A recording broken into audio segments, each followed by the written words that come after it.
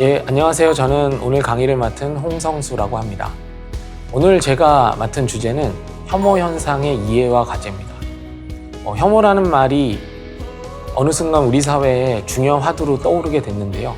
이 혐오라는 말이 어떻게 시작되었고 또 오늘날 혐오 현상이 어떻게 발생하고 또 확산되고 있는지에 대해서 살펴보는 그런 시간을 갖도록 하겠습니다.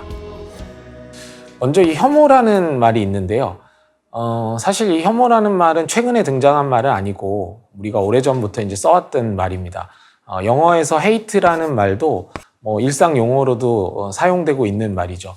되게 이제 혐오라고 하면 누군가를 많이 싫어하고 미워한다라는 뜻이고요. 영어에서 hate라는 의미도 똑같은 의미를 가지고 있습니다. 근데 우리가 이번 강의에서 이제 다루려고 하는 혐오라고 하는 것은 단순히 누군가를 미워한다라고 하는 그런 일상적인 의미를 좀 넘어서 특정한 이 소수자 개인이나 또는 집단에 대해서 부정적인 관념을 가지고 있거나 어떤 감정을 가지고 있거나 또는 그 집단을 차별하거나 배제하려고 하는 태도를 뜻하는 것으로 혐오라는 말이 쓰이고 있습니다. 이 두 가지는 사실 연결이 되어 있는데요. 사실 혐오를 하는 입장에서는 개인적인 의견을 표출한 것이다, 내 마음을 표현한 것이다 이렇게 이야기할 수 있을지 몰라도 이 혐오를 당하는 입장에서는 상대방이 나를 싫어한다라고 이제 생각할 수 있는 거죠. 특히 이제 차별을 당하거나 또 배제를 당하는 입장에서는 상대방이 나를 굉장히 많이 싫어한다라는 느낌을 갖기 마련입니다. 그래서 이제 이 차별하거나 배제하려고 하는 태도 자체를 혐오라는 말로 사용하기 시작했던 것입니다. 또 이 혐오라는 말은 차별이라는 말하고도 밀접하게 또 연결이 되어 있는데요. 사실 이 누군가를 혐오하거나 또 편견을 갖고 있다 보면은 그 집단에 대해서 실제로 불이익을 주는 경우도 많습니다. 차별이라고 하면은 특히 이제 고용이라든가 또 교육이라든가 또 재화나 용역을 또 이용하거나 공급할 때 특정한 소수자 집단을 배제하거나 불이익을 주는 어떤 구체적인 행위가 있을 때 차별이라고 이야기를 합니다. 이 그림을 보면 조금 더 쉽게 이 현상들이 이해가 될 수 있는데요. 제일 밑에 보면 이 편견이나 혐오라는 말이 있습니다. 이 편견과 혐오는 마음속에 있는 그런 차별하려고 하는 감정이나 태도를 뜻한다라고 말씀드릴 수 있을 것 같고요. 그것을 말로 표출하거나 또 글로 쓰게 되면 혐오 표현이 됩니다. 그리고 그 마음을 고용이나 서비스 또는 교육 영역에서 구체적인 행위로 옮겨서 불이익을 주게 됐을 때는 차별이 되는 것이고요. 또 그것을 바탕으로 해서 범죄를 일으키는 경우가 있습니다. 어떤 특정한 집단에 대한 부정적인 관념이 그 집단에 대한 어떤 공격으로 나타나는 경우들도 있거든요. 이제 그런 경우에는 증오 범죄라는 말을 쓰기도 하고, 그 다음에 마지막으로 이제 그런 감정이 그 집단을 말살하려고 하는 그런 집단 학살로 나타나는 그런 극단적인 케이스들도 있습니다. 이것은 이제 보통 혐오의 피라미드라고 하는데요. 이것이 반드시 단계적으로 이렇게 진화한다라는 뜻은 아니고 이렇게 연결되어 있다라는 것을 보여주는 그런 그림으로 이해해 주시면 좋을 것 같습니다. 이 혐오 표현의 개념을 조금 더 구체적으로 좀 살펴보면요. 예전에 그 유럽에서 나왔던 한번 정의 규정을 한번 살펴보면 이렇게 정의가 되어 있습니다. 반유대주의, 제노포비아, 인종적 증오를 확산시키거나 선동하거나 고취하거나 정당화하는 모든 형태의 표현 또는 소수자, 이주자, 이주기원을 가진 모든 사람들에 대해 어떤 공격적인 민족주의나 또 자민족 중심주의, 차별 적대 등에 의해 표현되는 불관용, 이런 것들에 근거한 어떤 증오를 바로 혐오 표현이라고 유럽평의회 강요회의에서 정의한 바가 있었고요. 작년에 국가인권위원회에서 나왔던 혐오 표현 리포트에서는 이 성별, 장애, 종교, 나이, 출신 지역, 인종, 성적 지향 등을 이유로 해서 어떤 개인이나 집단에게 모욕, 비하, 멸시 또는 위협하거나 차별, 폭력의 선동을 함으로써 차별을 정당화하거나 조장하는 효과를 갖는 그런 표현을 혐오 표현이라고 정의를 하고 있습니다. 자, 이러한 혐오와 차별이 갖는 사회적인 해악은 생각보다 굉장히 크고요. 그렇기 때문에 우리가 이 문제를 해결하기 위해서 여태까지 많은 노력을 기울여 왔습니다. 혐오와 차별의 해악에 대해서는 여러 학자들이 대략 한 5가지 정도로 정리해서 이야기를 하고 있는데요. 첫 번째는 인간의 어떤 도덕적 가치나 가치를 침해하거나 또 인격적인 모멸감을 준다라고 합니다. 우리가 어떤 사람에 대해서 단순히 욕설을 하거나 안 좋은 이야기를 했을 때 어떤 사람이건 아마 기분이 좋지는 않을 겁니다. 근데 누군가의 어떤 정체성에 관련된 이야기들, 아까 이제 정의에도 나오지만 인종이라든가 성별이라든가 종교나 연령을 가지고 누군가를 비난하거나 모욕을 했을 때는 훨씬 더 많은 인간적인 모멸감을 느끼게 되고 그것은 뭐 내가 이 사회에서 정당한 대우를 받지 못한다, 내가 인간으로서 존중받지 못하구나라는 생각을 갖게 하는 어떤 중대한 해악을 낳게 됩니다. 또 이러한 해악은 단순히 이제 기분이 나쁘거나 모멸감을 느끼는 것을 넘어서 사회 구성원으로서 평등한 지위가 훼손되게 됩니다. 이런 이제 취급을 받거나 이런 대우를 계속 받게 되면 사실은 정상적인 사회 활동이 어려워지겠죠.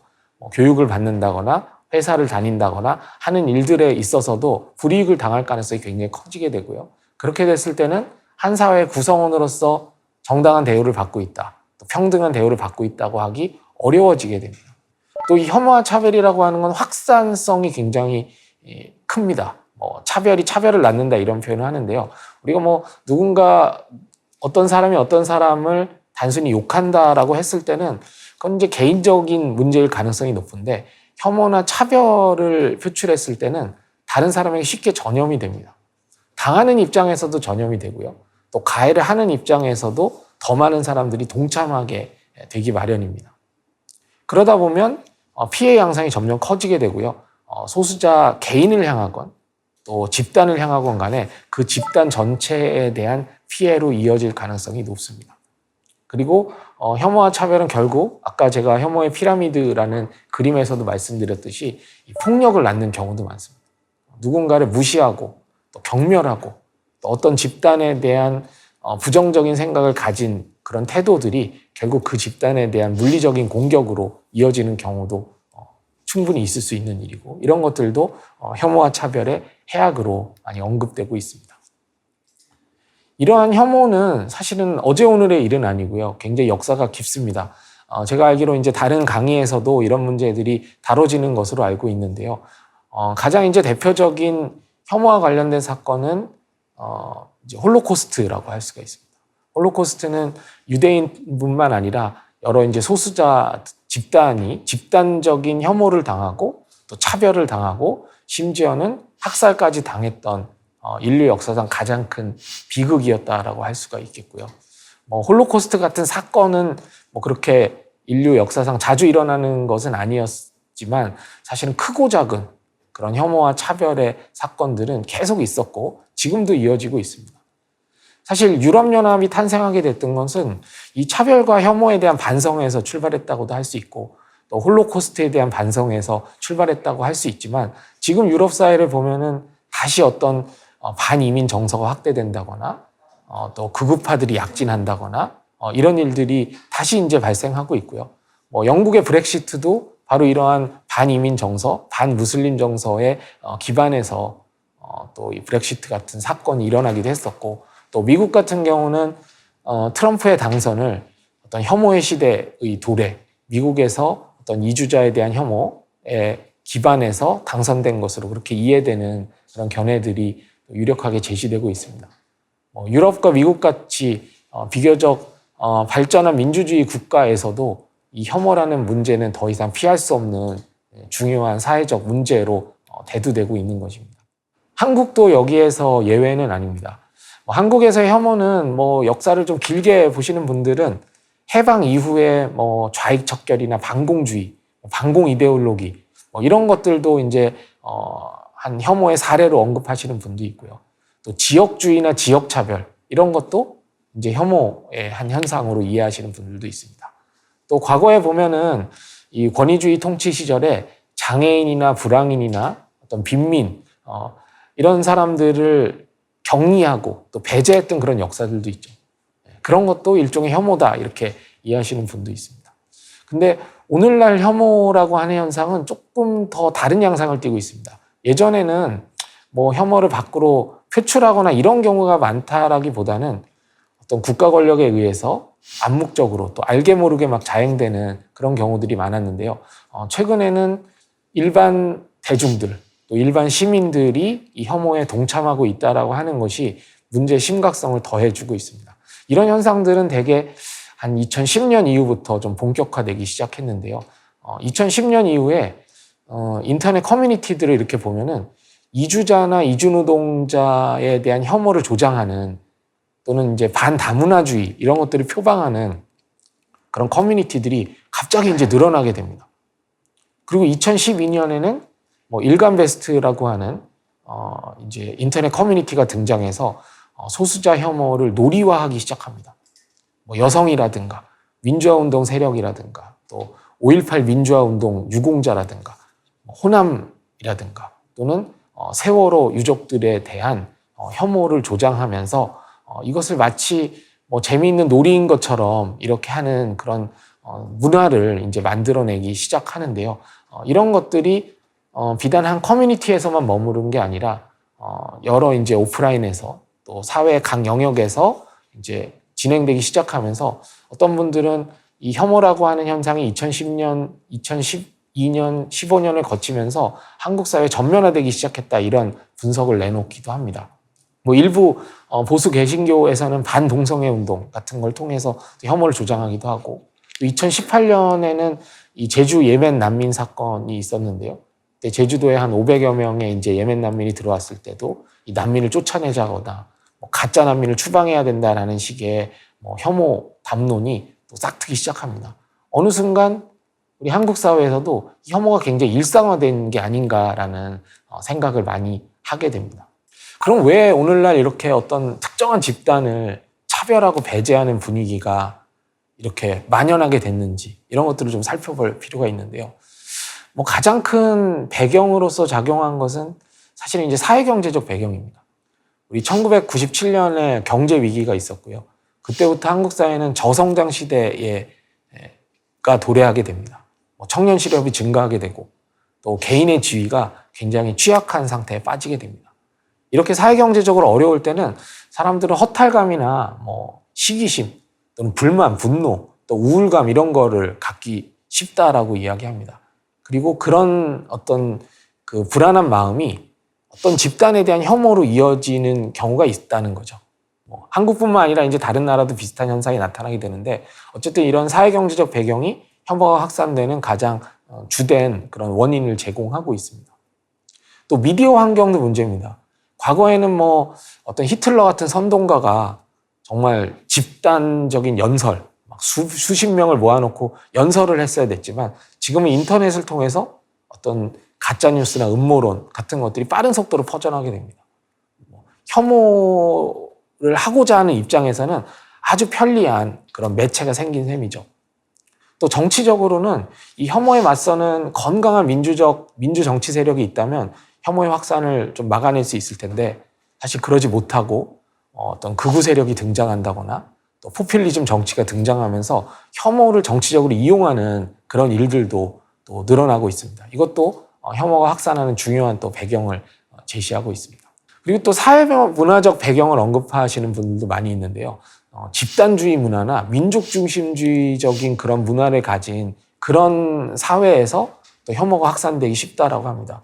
왜냐하면 혐오라고 하는 건 기본적으로 우리가 살기 위해서 저들을 어떻게 해야 된다라고 하는 이제 그런 담론이거든요. 그러다 보니까 아무래도 집단주의 문화가 강한 곳에서 이 혐오라고 하는 것이 쉽게 퍼져나가는 그런 경향들이 있습니다. 이것을 한번 혐오의 확산 메커니즘으로 좀 정리를 해보면 대충 이런 식으로 정리가 될 수 있을 겁니다. 사회경제적 위기가 도래하고요. 사람들은 불안이나 공포심을 갖게 됩니다. 이런 상황에서 많은 사람들이 자기 이익이나 안전에 대해서 좀 극단적으로 집착을 하게 되는 그런 경향이 나타나게 되고, 그런 상황에서 집단주의가 강화되고 또 그 집단을 특권화하면서 이질적인 집단에 대한 거부감, 또 적대심 이런 것들이 확대되게 됩니다. 어떤 동료 시민에 대한 혐오를 정당화하는 일도 빈번하게 됩니다. 근데 사실 우리가 어떤 집단에 대한 어떤 혐오를 조장하거나 또 희생양을 삼는 것이 당연히 마음이 편하진 않습니다. 근데 이런 불편한 마음들을 해소시켜주는 게 가짜뉴스입니다. 가짜뉴스와 음모론을 통해서 이 혐오에 동참하려고 하는 사람들한테 당신들이 하는 건 혐오가 아니라 사실에 근거한 것이다. 또는 과학적인 근거가 있는 것이다. 라는 식으로 정당화를 시켜주게 되고요. 이런 것들이 많은 사람들이 혐오에 쉽게 동참하는 또 계기를 마련하게 해줍니다. 인터넷과 언론이 이런 일들을 더 조장하게 되고요. 이런 일들이 이제 빈발하게 되면 사람들은 쉽게 어떤 문제의 책임을 어떤 집단에게 전가하거나 또 희생양으로 만드는 일에 익숙하게 됩니다. 여기에 이제 마지막 불을 붙이는 것은 혐오를 이용하는 포퓰리즘 정치의 등장입니다. 정치인들까지 나서서 이런 혐오를 조장하기 시작하면은 정말 한 사회는 걷잡을 수 없는 그런 걷잡을 수 없이 혐오가 확산되는 그런 현상으로 치닫게 됩니다.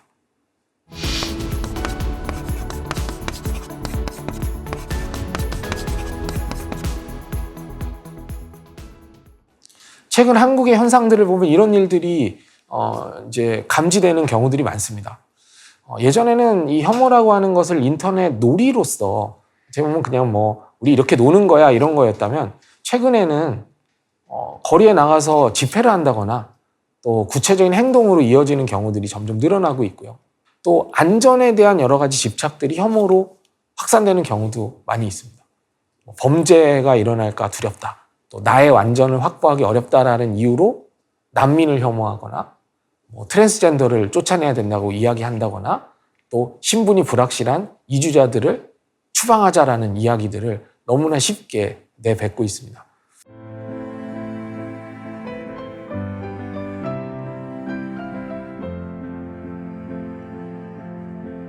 만약 이제 그런 걸 통해서 진짜 안전이 확보될 수 있다면 또 모르겠는데 그렇지도 않습니다. 우리가 불안하고 안전을 확보하기 어려운 이유는 이 소수자 집단 때문에 그런 문제가 일어나는 경우는 사실 거의 없거든요. 그것은 대부분 그 원인이 다른 곳에 있는 것이고 그 문제의 원인에 우리가 진짜 정면으로 맞서 싸우기보다는 엉뚱한 희생양을 찾는 그런 경향들이 점점 늘어나고 있는 것이죠. 또 먹고 살기가 어렵다 보니까 많은 사람들이 자기 이익에 대해서 이제 집착을 하게 됩니다. 자기 이익을 추구하는 과정에서 더 강자로부터 무거운 것을 뺏으려고 한 거라 진짜 부당한 이익을 챙기고 있는 사람들에 대해서 당신 그러면 안 됩니다 라고 이야기하는 것은 얼마든지 정당한 것입니다. 근데 많은 사람들이 내가 지금 사회경제적으로 불안하고 나의 처지와 조건이 계속 악화되는 이유를 자기보다 더 약한 사람들한테서 찾는 경우들이 많습니다. 예를 들면 이주노동자 때문에 내 일자리를 뺏기고 있다라거나 아니면 5.18 유공자들이 가산점을 받고 있어서 내가 시험에서 탈락하고 있다거나 내 세금이 세월호 유족들한테 나가고 있어서 내가 지금 어려워지는 거다라고 하는 어떻게 보면 굉장히 엉뚱한 이야기들이 이제 팽배해 있는 거죠. 또는 여성할당제나 여성에 대한 여러 가지 지원 정책 때문에 내가 지금 취업이 안 되는 거 아니냐, 우리 국고가 바닥나는 거 아니냐 이런 생각들을 하는 경우들이 점점 늘어나게 됩니다. 사실 사회경제적으로 불안한 상황에서 내 권리를 찾겠다, 내가 좀 더 나은 그런 경제적 기회를 갖고 싶다, 사회경제적 지위를 갖고 싶다. 이건 얼마든지 정당한 주장일 수 있습니다. 근데 이런 것들을 풀어가기 위해서는 진짜 문제의 원인을 찾아서 그 문제와 맞서 싸워야 되는데 그러지 못하고 희생양을 자꾸 찾게 되고 자기보다 더 약한 사람들한테 책임을 전가하게 되는 현상. 이것을 우리가 오늘날 혐오라는 말로 부르고 있는 것입니다.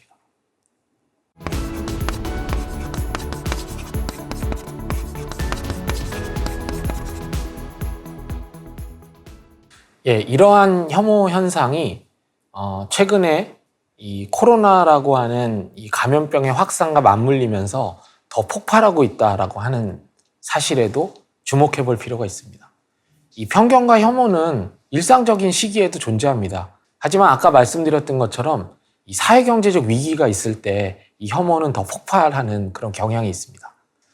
예를 들면 유럽의 이제 홀로코스트도 독일의 사회경제적 위기 이런 것이 유대인과 다른 소수자에 대한 혐오로 이어지게 됐었고요. 또 최근에 유럽에서 발발하고 있는 이주자 혐오, 무슬림 혐오는 유럽 복지국가의 위기와 떼어놓고 설명하기 어렵습니다. 또 미국이 가지고 있는 여러 가지 문제들, 또 사회경제적 위기들이 미국 사회에서의 어떤 이주자 혐오 이런 것들을 부추기고 있고, 또 트럼프라고 하는 또 이런 혐오를 선동하는 대통령의 탄생으로 이어지기도 했습니다. 한국에서는 1997년 IMF 경제위기 이후에 혐오가 더 확산되고 있는 그런 현상들을 또 보이고 있기도 하고요. 사실 역사적으로 보면은 재난의 시기에 혐오가 확산됐던 일들이 제법 많습니다. 1923년에는 관동 대지진이 있었는데 이때 사실은 조선인에게 책임을 물리면서 또 혐오를 확산시켰던 그런 역사적인 사례들이 있고요. 또 비교적 최근에 2011년에는 동일본 대지진이 있었잖아요. 그때도 혐한 시기가 증가하고 책임을 제일 조선인들에게 떠넘기려고 하는 그런 분위기가 있었다라고 합니다. 또 1918년에는 스페인 독감이 있었죠. 저도 코로나가 있기 전에는 스페인 독감에 대해서 잘 몰랐는데 최근에 이제 코로나와 비교하면서 많이 재조명되고 있는 것 같습니다. 당시에 이제 발발했던 이 스페인 독감의 영향이 외국인에게 책임을 물리는, 이주자들에게 책임을 물리는 그런 혐오 현상으로 이어지게 됐고, 이것이 어떤 포퓰리즘 정치, 나치 정권을 등장하게 만든 중요한 계기가 됐다. 이런 분석을 본 적이 있습니다. 지금도 굉장히 비슷하죠. 코로나가 확산되면서 유럽이나 미국에서는 아시아인에 대한 혐오, 또 중국인에 대한 혐오가 확산되고 있고 민족주의가 다시 이렇게 부흥하고 있다라고 하는 그런 얘기들이 들려오게 됩니다. 이런 상황에서 나치와 같은 그런 극우 정치가 다시 등장할 가능성도 배제할 수 없는 것입니다. 또 혐오가 더 확산되고 차별이 전면화될 가능성을 배제할 수 없는 그런 상황으로 치닫고 있습니다. 이러한 문제들을 국제기구나 또는 한국의 인권단체들, 또 이런 문제들을 늘 염려해왔던 여러 분들이 이런 문제를 지적하고 있습니다. 유엔에서는 이 코로나에 대한 그런 보고서를 내면서 평등, 또 차별에 반대하는 것, 그리고 포용이 이번 위기의 핵심이다라고 지적을 하고 있기도 하고요. 유엔 인권 최고 대표실에서는 이 코로나 피해를 막는 정책에서 단 한 사람의 소외도 있어서는 안 된다. 그리고 특정한 계층과 집단에게 피해가 확산되는 것, 피해가 집중되는 것을 막아야 된다라고 하는 점을 강조하고 있습니다. 또 한국의 인권단체들은 이 재난 상황에서 평소 목소리와 힘을 갖지 못했던 그런 취약계층들이 더 고통을 받고 있고, 또 그동안 확인되지 않았던 인권의 사각지대들이 드러나고 있다라는 그런 날카로운 지적을 또 하고 있습니다. 실제로 이 코로나에 관련해서 그동안 이제 차별받고 있었던 또는 소외되어 있었던 그런 집단들이 더 많은 피해를 받는 그런 경우들이 많이 늘어나고 있죠. 예를 들면 노인이나 기저질환자나 어떤 장애인이나 또 사회경제적 지위가 낮은 사람들, 또 소수 인종, 소수 민족, 또 소수 종교, 또 이주민, 난민, 무국적자 이런 사람들에게 피해가 집중된다라고 하고요. 이것은 유엔 같은 국제기구가 지적하고 있는 그런 상황이기도 하지만 한국에서도 비슷한 상황들이 계속 나타나고 있습니다.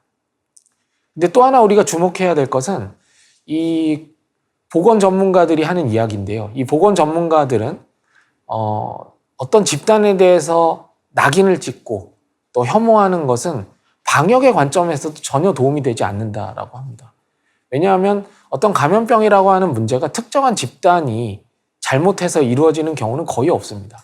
그거보다는 어떤 사소한 어떤 방심이라든가 개인적인 일탈이라든가 또는 우리가 방역 수칙을 준수하지 않아서 여러 가지 이제 문제들이 확산되고 있는 상황인데, 어떤 문제가 발생했을 때 하필이면 그 문제가 평소에 좀 미움을 받고 있거나 평소에 혐오를 당하고 있거나 또는 소외되어 있는 그런 집단에서 발생했을 때는 여지없이 그 집단에 대해서 집중포화를 가하는 그런 경향들이 있습니다.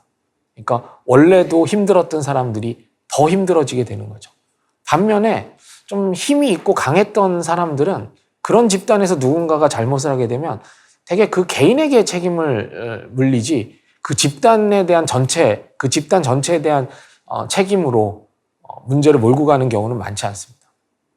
그것이 이런 식으로 코로나 시대에도 혐오와 차별의 문제가 다른 방식으로 또 나타나고 있다라고 이야기할 수 있을 것 같습니다.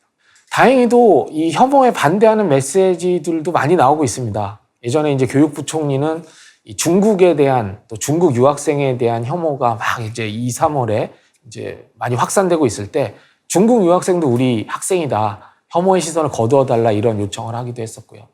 또 국가인권위원회 위원장은 혐오가 아닌 인류애와 연대로 이 문제를 풀어야 된다라고 이야기했고 혐오와 차별을 중지하는 것이야말로 공동체의 안전을 지키는 길이다. 이런 메시지를 내놓기도 했습니다.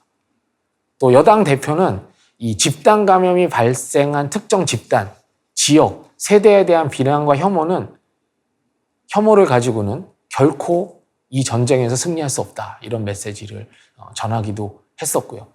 저는 이런 것들이 어떻게 보면 우리 사회가 이 코로나 전국에서 자꾸 이제 혐오로 나아가고 있는 현상들이 곳곳에서 감지되지만 또 여기에 저항하는 힘도 만만치 않다.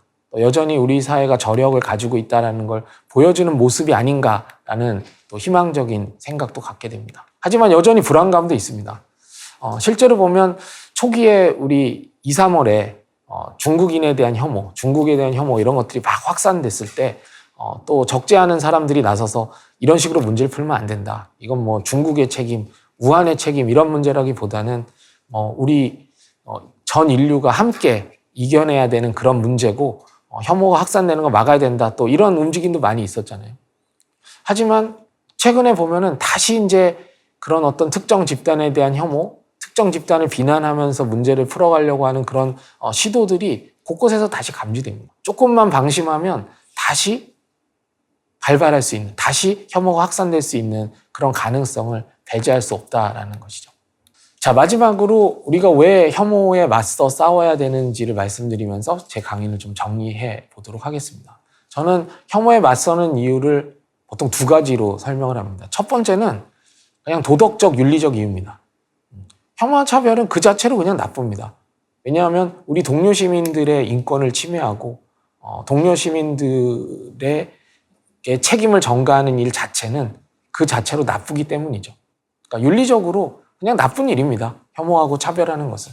우리 코로나와 관련해서도 어떤 특정한 집단에게 책임을 계속해서 전가하는 일들, 이런 것들은 당연히 정당하지 않습니다. 근데 되게 현실적인 이유도 있습니다.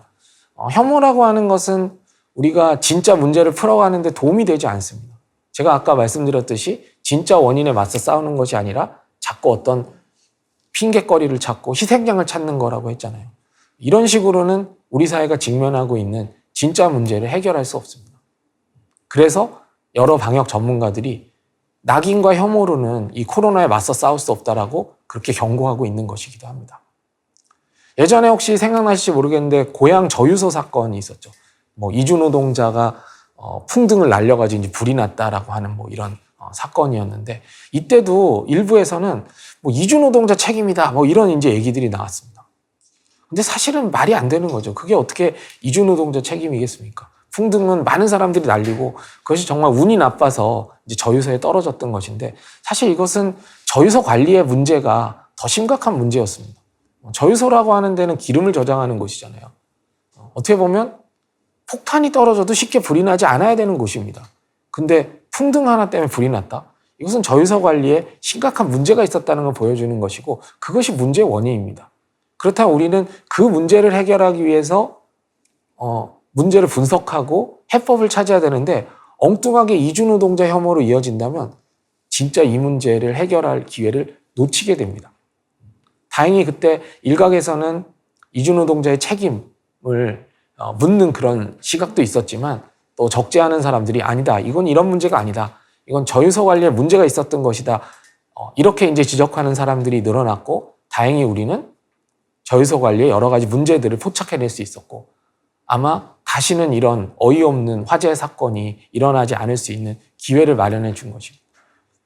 혐오로 나아가지 않고 진짜 문제의 원인에 맞선 문제 원인을 찾아서 그 문제를 해결하니까 더 이상 그런 문제가 발생하지 않을 수 있는 계기가 마련된 것이죠.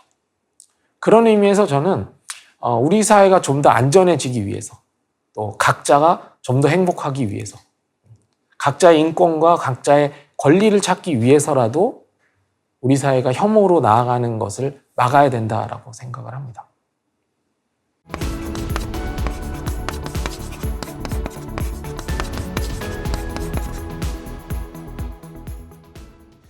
자, 이제 강의를 정리해야 될 것 같습니다. 앞에서는 혐오의 개념에 대해서 좀 살펴봤고, 또 한국과 다른 나라에서 벌어졌던 여러 가지 혐오 현상에 대해서도 간단히 말씀드렸습니다. 그리고 마지막으로는 우리가 혐오에 맞서야 되는 이유를, 이 혐오에 맞선다는 것은 한편으로는 윤리적으로 나쁜 일이고 도덕적으로 나쁜 일이기에 우리가 혐오와 차별로 나아가는 것을 막아야 되고, 또 다른 이유로서는 우리 사회가 직면하고 있는 진짜 문제를 해결하기 위해서라도, 또 우리 사회가 더 안전해지기 위해서, 더 안전해지고 더 행복해지기 위해서라도 혐오와 결별해야 된다는 점을 말씀드렸습니다. 오늘 강의는 이 정도로 정리하도록 하겠습니다. 감사합니다.